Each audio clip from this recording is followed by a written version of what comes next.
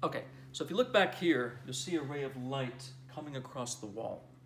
Now, we were trying to get this ray of light out of the picture, but I think it's meant to be here for a reason. I want you to imagine for 1 second that your brain is like a room. And often the room has a lot of darkness in it, and every so often that ray of light comes on in. Now, that ray of light for many of us is hope, it's clarity, it's focus. But let me ask you a question.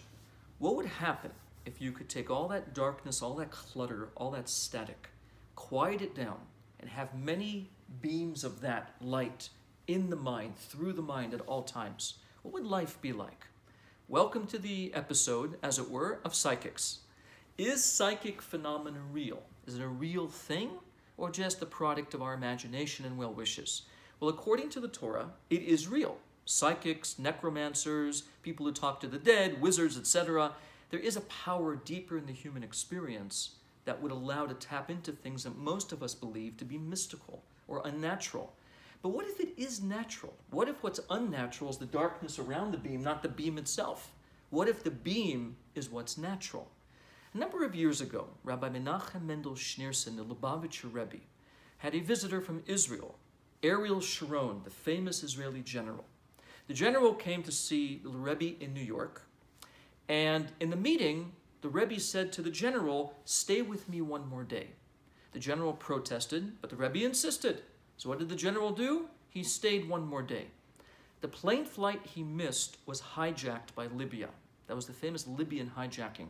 That was only one of hundreds of thousands of experiences where the Rebbe called something before it happened, did something to intervene where this negative happening wouldn't occur. So after the story broke, everybody was talking about the Rebbe and the general, and he saved him from Libya. Somebody asked the Rebbe, "How do you do that? How do you have that ability?"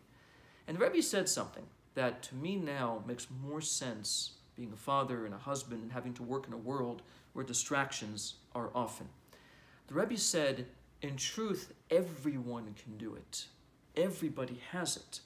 But I," he said, "work on my ability all the time." Most people are stuck in the clutter, stuck in the darkness. That ray of light, that beam of light, for someone like the Rebbe, is a constant. For most of us, it comes in once in a while, then leaves. That's what a psychic really is. Those powers are very natural. It's part of our spiritual ability. But because of physical clutter and physical distraction, we don't tap into it. So yes, psychics are real, but to get to one's internal psychic ability, you'd have to quiet the thoughts, clear the static, bring more light in, and work on it continuously. So can you imagine? No movie, no internet, no fun, 24 hours a day, you're working on that. That's who the Rebbe is. That's who these people are. Sages and masters that rise above all the stuff that we find attractive, that focus on the human spirit as paramount and make that their focus. So, it's not that you don't have it. It's that to access it, you need to live a life and live a discipline that few of us are willing to do.